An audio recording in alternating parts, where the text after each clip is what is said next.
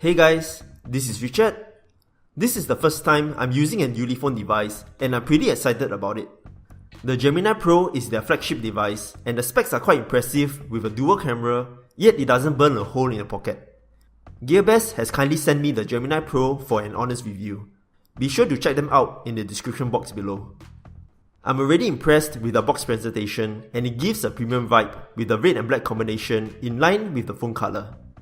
Not forgetting the little freebies like a case, micro USB to Type-C converter, and a ring to stick on the back for easier holding.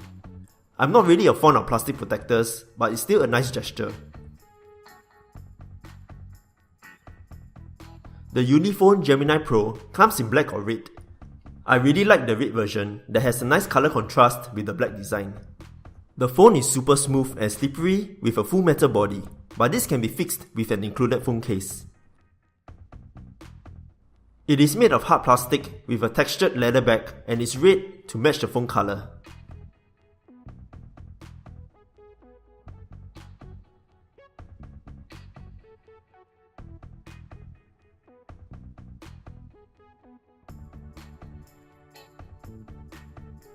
The sides doesn't join seamlessly and it feels like two separate materials. I would have preferred that the display part is curved into the sides. The bezels are still pretty thin, thanks to the black front that helps to hide it. The speaker grills are at the bottom but only one has sound output. It is still pretty loud at maximum volume. The headphone jack is at the top and the sound effect settings is in the music app.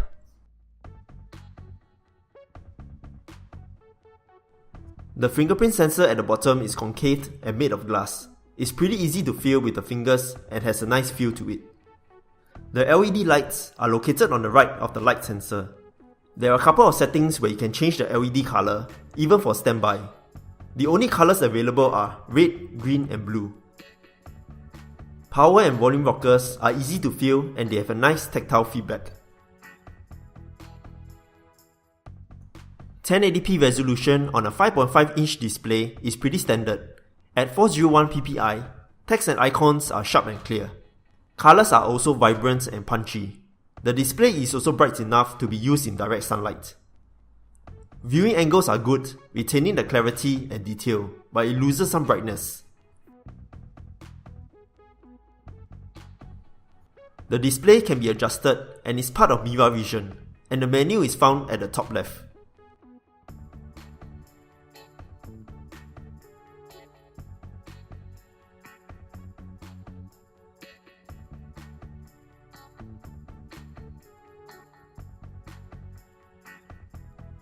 Clear motion is also part of Mirror Vision that makes the video more fluid. Honestly, I couldn't see much difference with or without. There isn't any capacitive buttons beside the fingerprint sensor. It has on-screen buttons instead. It only has two preset button layouts with the option to hide. I would have preferred to have both hardware and software buttons for me to select. Fingerprint unlock works when the screen is off and is pretty quick. Only thing is that there is a delay for the screen to turn on. Likewise, using the power button also has this slight delay. The Gemini Pro only comes with a single variant, 64GB storage and 4GB of RAM. It has around 54GB of free space from the box and supports USB OTG. There is support for microSD card up to 256GB in SIM slot 2. So you have to choose either dual SIM or single SIM with microSD card. The SD card can also be formatted as part of internal storage. Dual SIM is supported and both are compatible with 4G, but only one can activate LTE and the other one will be GSM at any one time. You can also select the SIM card for calls and SMS. Powering the Gemini Pro is a Mediatek Helio X27 processor and a Mali-T880 GPU. Geekbench scored 981 on single core and 4212 on multi-core. Antutu scored 98230, which is pretty decent. Day-to-day usage shouldn't pose any problems and multitasking is great with the 4GB of RAM. You shouldn't need to close apps daily to keep the phone running snappy. UI is smooth and apps load quickly as well. Games like Asphalt 8 and Dead Effect 2 performed well. Gameplay was smooth and loads pretty fast in general. There was rare occasions of lag spikes, but nothing too major. The phone does get quite hot when gaming for more than 15 minutes, and there's even a FAQ on their website regarding this topic. Phone calls is clear on both sides, and reception bars were around max most of the time. Cellular network outdoors was also good. I also tested Wi-Fi speeds at 2.4 GHz and 5 GHz. The operating system is running on Android 7.1.1, but I couldn't find the name of its software. The UI looks pretty stock Android, but it has some customized features. It's missing the app drawer, but you can either swipe up or use the arrow to access them. You can tap and hold on the square button to launch dual screen, but it's not resizable and not all apps are compatible.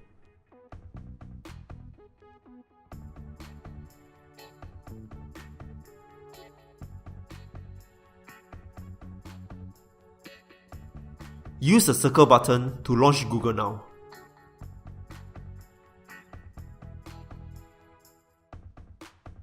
Smart Assistant has a couple of features like non-touch operation, where you wave your hand over the display for swiping,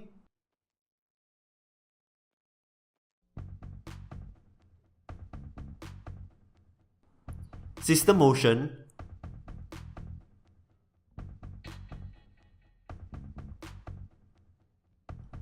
flip to mute,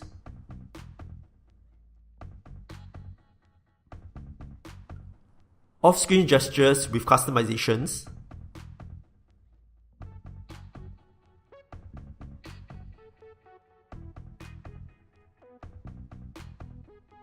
Eyes Protect mode for different scenarios,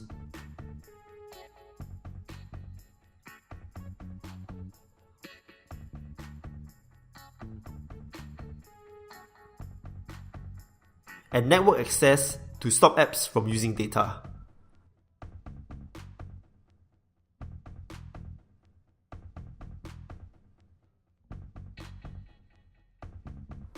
Other useful functions are schedule power on and off, screen pinning,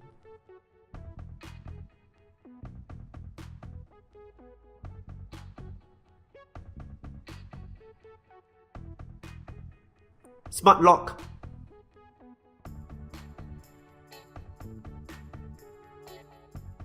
multi-user mode, and do not disturb.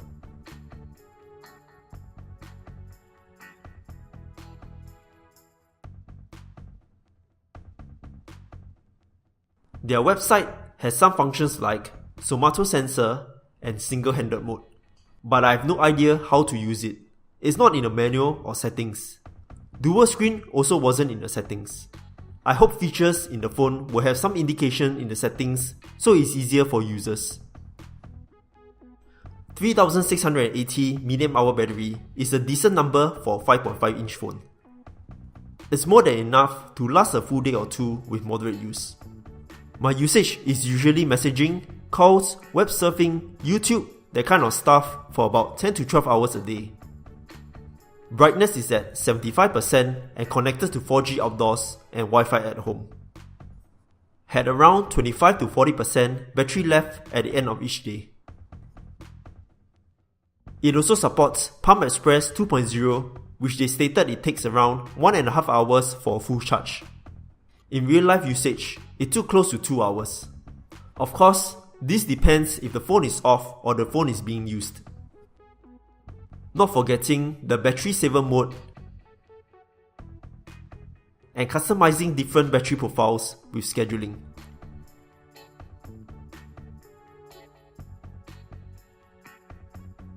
It comes with a dual 13MP RGB and monochrome rear camera and an 8MP front camera. Camera modes like panorama, bokeh, and mono can be accessed by sliding the menu. Filters can also be opened by tapping on the arrow.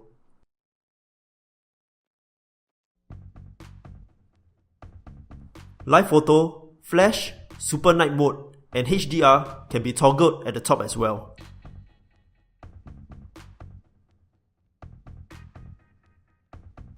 You can also tap the power button twice to launch the camera. Manual focus speed was quick, but automatic focus was pretty slow.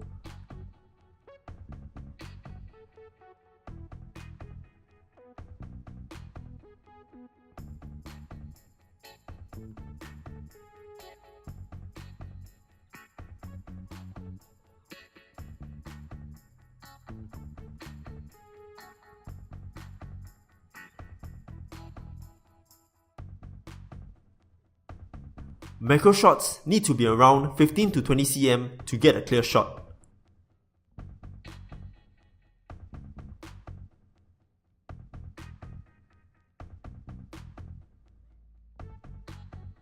Optical zoom can be up to 5 times, but gets grainy the higher the zoom level.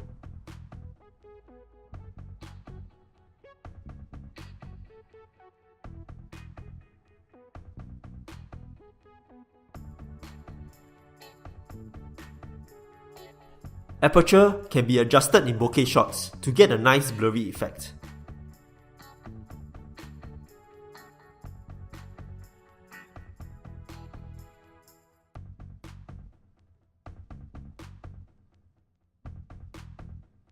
There is 3D view that is only available in bokeh, and it uses the depth of field to mimic 3D. Mono mode is to take monochrome photos, but it's almost like other camera filters I've seen. HDR makes photos brighter both in the day and night shots, and the super night mode is not as bright as HDR.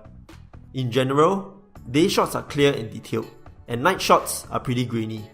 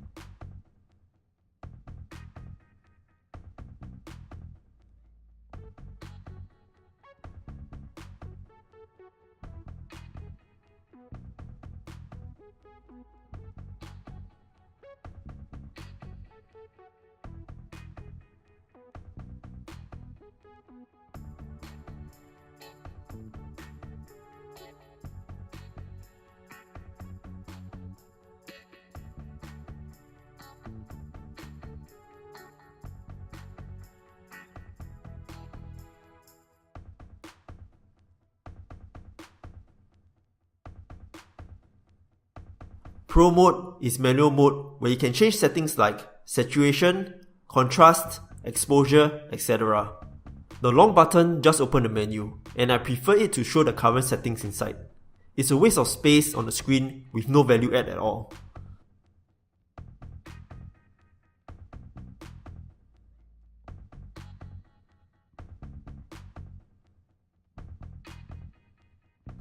Video can be recorded up to 4K, but there is no OIS.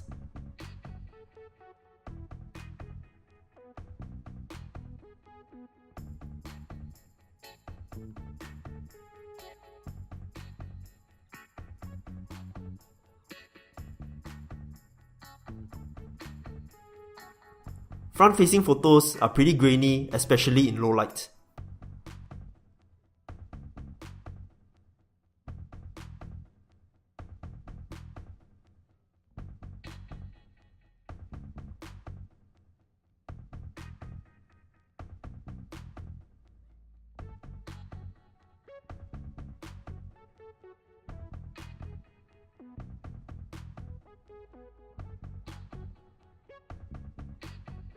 I'm having mixed feelings about the Ulefone Gemini Pro. The build quality is great, and the look of the phone is sleek and attractive. In general, the UI is fast and fluid, and performance is pretty good as well. But I'm a little disappointed with the OS. It seems like it's not polished enough. The camera is decent, but still fine for a budget phone. Somehow, I feel that the phone is lacking something to deliver the full package.